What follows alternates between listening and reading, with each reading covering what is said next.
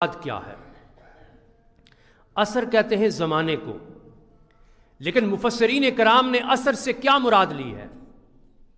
جو عشاق ہیں، جو صوفیاء ہیں، صوفی منش مفسرین، انہوں نے ہر بات کو حضور نبی کریم رؤوف الرحیم صلی اللہ علیہ وسلم کی ذات کے ساتھ جوڑا ہے۔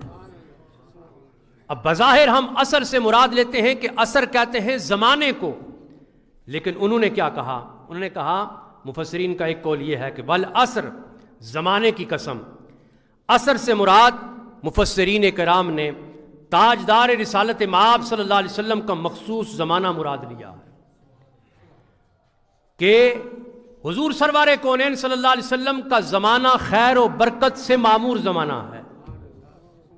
اب اس سے بھی دو باتیں ہیں، ایک یہ ہے کہ سرکار کائنات صلی اللہ علیہ وسلم کی ظاہری حیات طیبہ کا زمانہ، حضور سرور کونین صلی اللہ علیہ وسلم جس زمانے کے اندر اس ظاہری دنیا کے اندر جلوہ فرما ہوتے تھے، اس زمانے سے بڑھ کر کے کون سا زمانہ بہتر ہو سکتا ہے؟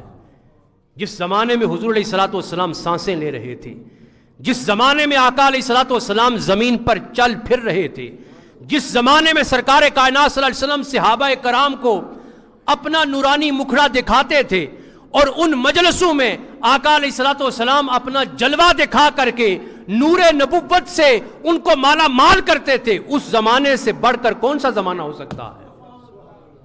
اور دوسری بات یہ کہ سرکار کائنات صلی اللہ علیہ وسلم کی نبوت کا زمانہ قیامت تک ہے۔ دوسرے حوالے سے اگر دیکھا جائے تو سرکار کائنات صلی اللہ علیہ وسلم کی نبوت کا زمانہ، یہ زمانہ بھی حضور کا زمانہ ہے۔ نبوت کے اعتبار سے یہ زمانہ بھی حضور کا زمانہ ہے، تو ہر دو اعتبار سے سرکار کائنات صلی اللہ علیہ وسلم کا زمانہ جو ہے وہ سب سے افضل ہے۔ پھر اللہ تبارک و تعالیٰ نے ایک مقام پر فرمایا لا اقسم بہذا البلد، حضور پر نور صلی اللہ علیہ وسلم کے مسکن اور مکان کی قسم کھائی کہ جس جگہ پہ سرکار کائنات صلی اللہ علیہ وسلم پیدا ہوئے۔ پھر ایک مقام پر اللہ تبارک و تعالیٰ نے فرمایا لعمرک، حضور سرور کونین صلی اللہ علیہ وسلم کی عمر مبارک کی قسم کھائی۔ پھر ایک مقام پر سرکار کائنات صلی اللہ علیہ وسلم کے زلفوں کی قسم کھائی، اور سرکار کائنات صلی اللہ علیہ وسلم کے چہرہ والضحیٰ کی قسم کھائی۔ تو مفسرین کرام فرماتے ہیں کہ سرکار کائنات صلی اللہ علیہ وسلم کے زمانے سے بہتر زمانہ کوئی نہیں ہے۔ اعلیٰ حضرت فاضل بریلوی نے کیا خوب کہا تھا کہ وہ خدا نے ہے مرتبہ تجھ کو دیا، نہ کسی کو ملے نہ کسی کو ملا۔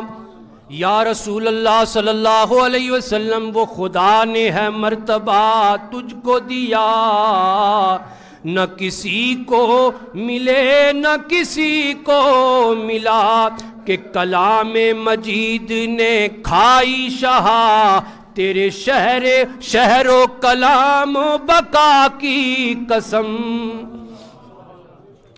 سرکار کائنات صلی اللہ علیہ وسلم کے شہر کی قسم بھی قرآن کے اندر ہے، حضور علیہ الصلوۃ والسلام کے زلفوں کی قسم بھی قرآن میں ہے، حضور علیہ الصلوۃ والسلام کی عمر مبارک کی قسم بھی قرآن کے اندر ہے۔ لہٰذا سرکار کائنات صلی اللہ علیہ وسلم کے زمانے سے بڑھ کر بہتر زمانہ کوئی نہیں ہے۔ پھر آگے فرمایا کہ سارے کے سارے انسان خسارے میں ہیں سوائے 4 نکاتی منصوبے اور فارمولے کے، اگر اس پر عمل کھو جائے اس کے علاوہ سارے انسان خسارے میں ہیں۔ حضرت امام جعفر الصادق رضی اللہ تعالیٰ عنہ کا ارشاد ہے کہ یہ سورہ پاک، سورۃ العصر، یہ سورہ پاک حفاظت مال و متاع کے لیے ایک حصار کا درجہ رکھتی ہے، اور اس کی تلاوت کرنے والے کا خاتمہ فرمایا وہ خیر پر ہوگا، اور اس کا شمار اصحاب الیمین کے اندر ہوگا۔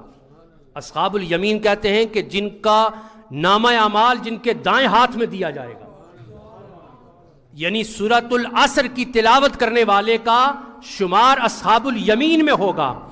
اور پھر فرمایا کہ اس کے پڑھنے والے کا چہرہ بروز محشر نور کی طرح جگمگ جگمگ کر رہا ہوگا، اور اس کا خاتمہ ایمان پر ہوگا، اور اس کا ٹھکانہ جنت ہوگا۔ یہ امام جعفر الصادق فرماتے ہیں۔